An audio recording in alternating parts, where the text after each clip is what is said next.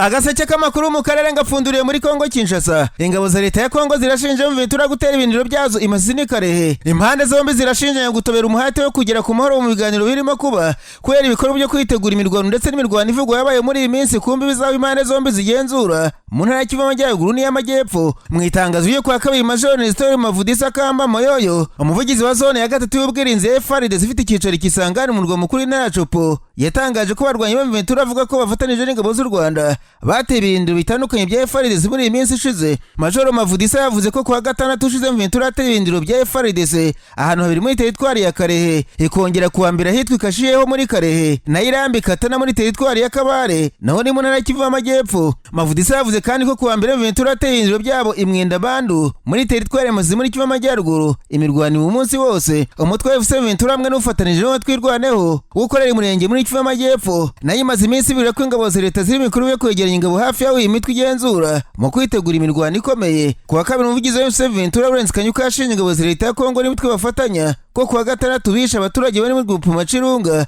ni muri teritwari ya Kabare muri Kivu y'Amajyepfo. Kanyuka ntiyasobanuye niba ubwo bwicanyi bugendanye n'imirwano ivugwa na Fardc cyangwa se niba ari ubwicanyi bwihariye. Kanyuka yavuze ko ibyo bikorwa ubwicanyi no kohereza ingabo n'intwaro ziremeye hafi ya opozisiyo zabo bigaragaza neza ko ubutetsi budashishikajwe n'ibiganiro birimo kuba. Major Mavudisa nawe yavuze ko ibitero bya M23 ku indiro bya Fardc ari ukurenga ku masezerano y'agahenge no gutoba ku bushake umuhate w'amahoro urimo kuba. Ibi biravugwa mu gihe intumwa za leta ya Kongo n'iza M23 ziri mu biganiro bigamije kugera ku masezerano y'amahoro idoha muri Katare zihujwe na leta ya Katari hamwe na Amerika. Kugeza uyu impande zombi ziragera ku bwumvikane muri ibyo biganiro mu gihe bivuga ko hari igitutu cy'abahuza bifuza ko impande zombi zumvikana vuba. Amazero y'Ubushinwa muri Kongo Kinshasa ariko kandi Zhao Bin yashubije abanyekongo baneze igihugu cye ko nta ruhare rukomeye kigira mu biganiro by'amahoro bigamije gukemura amakimbirane muri iki gihugu. Abanyekongo banenze Ubushinwa cyane nyuma y'uko leta zunze za Amerika zifashije u Rwanda na Kongo kugirana amasezerano y'amahoro mu mpera z'ukwezi kwa gatandatu yitezweho gufasha akarere kubona amahoro arambye. Mu kiganiro Amazero Bin yagiranye n'abanyeshuri muri kaminuza ya Kinshasa yavuze ko nyuma y'aho aya masezerano asinywe hari abanyekongo bagiye kureva ko Ubushinwa buri kwirengagiza Kongo mu gihe Amerika yo iyifasha.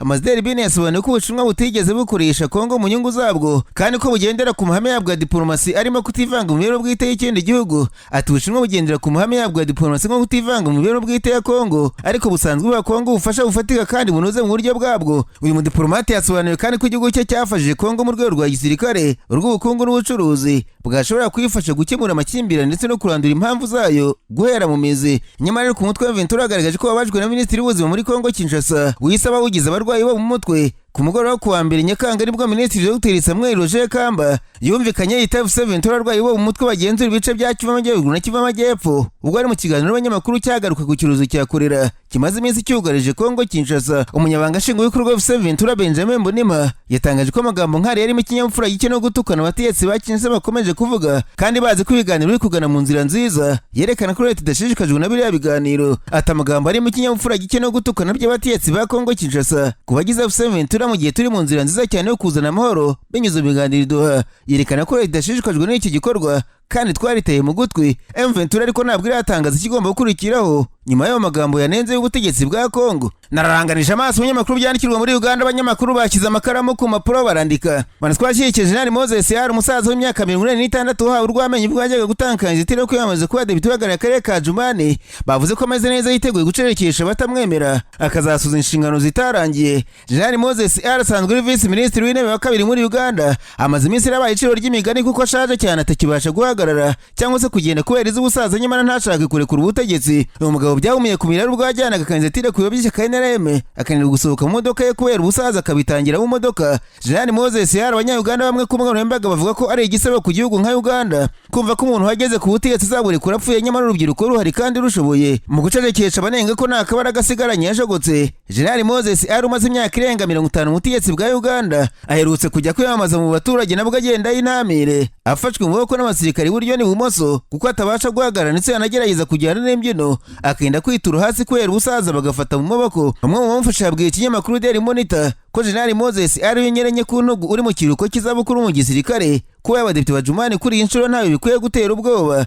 kuko imbaraga zifite nk'umusirikare wakora igihugu kuva mu 1968. Abashinzwe kwamamaza uyu mukambwe General Moses yari bavuze ko iyi manda ya 2026-31 izaba ari iya nyuma kuri we kandi ko ibikorwa remezo bizarushaho gutera imbere mu gihe baba bagize ubwenge bagatora inama itegetse y'umusaza. Abanyajumani bavuga kubiri ku kuba bahagarirwa na Moses ari mu nteko ishinga amategeko, bamwe banga kwiteranya bakavuga ko ubunararibonye bw'akarere kabukeneye mu iterambere, ariko bandi batavugira mivumbi kumuvumba bemeza ko General Moses yarashaje atari umuntu wo guhagarira abantu mu nteko ishinga amategeko, atabasha no guhagarara ku maguru y'abiri.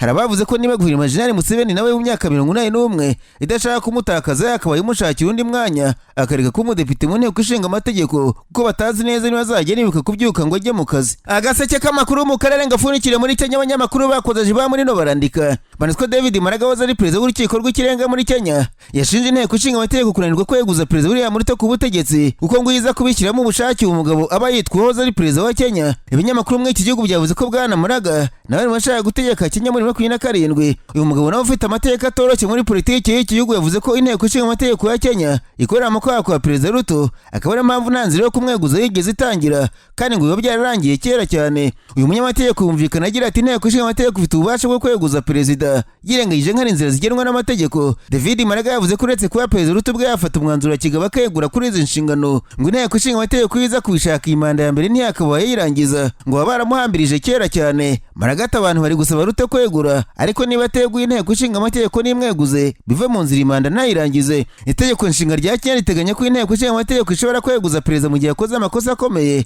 cyangwa se yarenze ku itegeko nshinga cyangwa se yakoze ikindi cyaha giteganywa n'amategeko. Perezida Ruto akunze kuvuga ko imana azayirangiza ndetse akiyongeza n'indi 2027 akanashimangira ko bashaka kumweguza mbere y'igihe ari abashaka guhungabanya umutekano w'igihugu ndetse n'umudendezo muri rubanda. Mu mahanga yakuriye amabwire ko minisitiri w'abakozi ba leta n'imibereho myiza muri Cuba Marita Elena Feito Cabrera yatewe kwegura ku mwanya we nyuma y'amagambo yavugiye mu kiganiro mu nteko ishinga amategeko avuga ko n'abantu basabiriza bari muri iki gihugu kigizwe n'ikirwa gitegetswe mu buryo bwa gikomuniste. Uwo minisitiri yavuze ko nta kintu cyitwa basabiriza kirangwa muri Cuba ndetse ko abantu batoragura mu myanda urebye babikora kubw'amahitamo yabo kugira ngo ubone nk'uko yabivuze amafaranga mu buryo bworoshye. Aya magambo yanenzwe n'abanyakiba benshi babo imbere mu gihugu no mu mahanga ndetse bituma perezida wa Cuba Miguel Diaz-Canel agira icyo abivugaho. Nyuma yaho gato uwo minisitiri yeguye ku mwanya we. Ikigero cy'ubukene n'ubuke bw'ibiribwa cyaruhutse muri Cuba mu gihe iki gihugu gikomeje guhangana n'ikibazo gikomeye cy'ubukungu. Feito Cabrera bivuze muri iki cyumweru mu nteko ishinga amategeko ubwo yavugaga ku bantu basabiriza banajagajaga bajugunya imyanda muri Cuba. Yagaragaye ahakana ko babaho ati n'abasabirizi bari muri Cuba hari abantu bigira nk'abasabirizi kugira ngo n'amafaranga mu buryo bworoshye. Ikindi yashinje abantu bashakisha mu myanda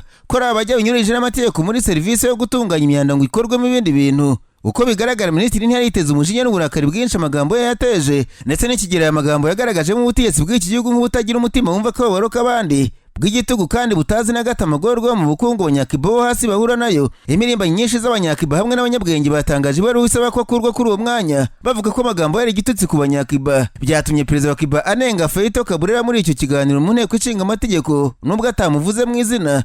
Avuga ko ubutegetsi budashobora gukora mu buryo bwo kwishongora cyangwa se butumva ibiriho by'ukuri abaturage babayemo. Impuguke mu bukungu w'umunyakiba Pedro Muryari yatangaje ku rubuga nkoranyambaga rwa X ko muri Cuba hari abantu biyoberanya nk'abaminisitiri. Kwegura kwa Feito Cabrera kwemeye n'ishyaka rya gikomunisiti rya Cuba ndetse n'abagize guverinoma.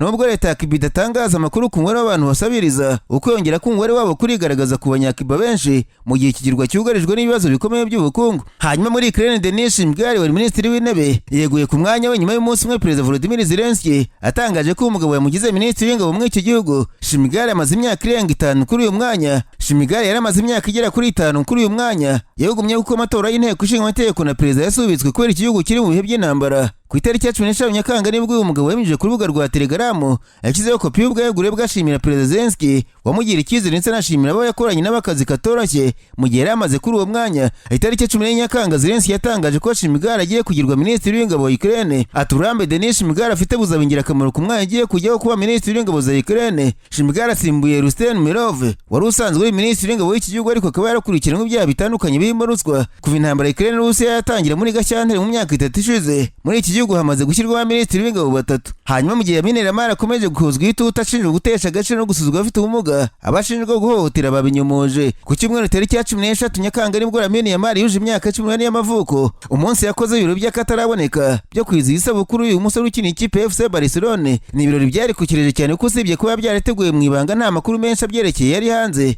Kimwe mu byamenyekanye nuko batumye bari bahawe amategeko yo kutazana telefone, icyatumye benshi bavuga ati abantu bashobora kubera amarorerwa. Nyuma y'uko ibyo birori bibaye n'ubundi bikomeje kurikuruza bitewe n'uko Minaramari yagize gutya agatumira abantu bafite ubumuga bw'ubugufi bukabije baza gusurutsa abashyitsi be bitabiriye ibyo birori. Ibyatumye umuryango uvugira abafite ubumuga muri Espagne ushinja Minaramari gusuzugura abafite ubumuga no gushaka kubakina ku mubyimba, uko bavuga ko yabatumye kugira ngo abantu bajye babareba banareba utuntu bikora ubundi bisekere. Ibyanatumye leta ya Espagne isaba ko hakorwa iperereza ku byabereye muri ibyo birori. Ishyirahamwe ry'abantu bafite ibibazo by'ingingo n'amagufa bidakura rikaba ribarizwa umuryango w'abafite ubumuga muri Espagne ryanenze icyo gikorwa. Leta isibye kwihanganira uko inshuro nyinshi bitiza umurindi gusebanya, gutesha agaciro no gunya uburenganzira bw'abafite ubumuga bwo kudakura kw'ingingo n'abandi bose bafite ubumuga. Perezida w'iryo huriro Karere Puente yavuze ko ishyirahamwe ritagiye kwicara ahubwo rigiye guharanira uburenganzira bw'abantu rebera babangamiwe. Ati ntabwo ikinyejana tugeze mu cya 21 ari cyo kubyihanganira. Abafite ubumuga bw'ubugufi ntibakwiye gukoreshwa mu birori byo kwidagaduriraho noneho by'akarusho ku byamure nka Minaramari. Ati umuntu nk'uri yakoze ibikorwa bigayitse bituma benshi bamwigiraho bakabona aho babikora.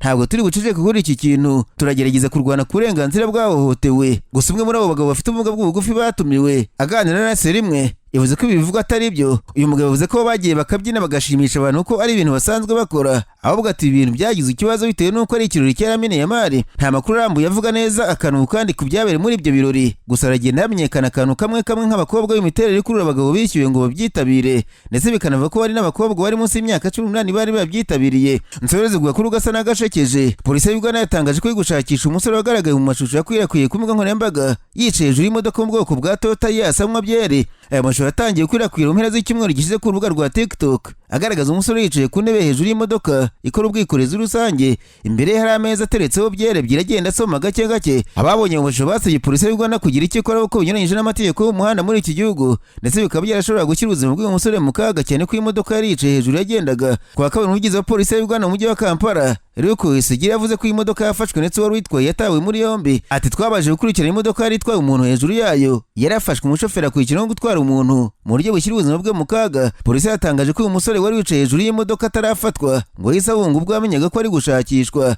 Iperereza ry'ibanze ryagaragaje ko uyu musore yari yishyuye umushoferi 20 by'amashiringi, no kuvuga 8,000 by'amafaranga y'u Rwanda kugira ngo yemere kumutwara hejuru y'imodoka agamije kwigarurira abantu ku mbuga nkoranyambaga.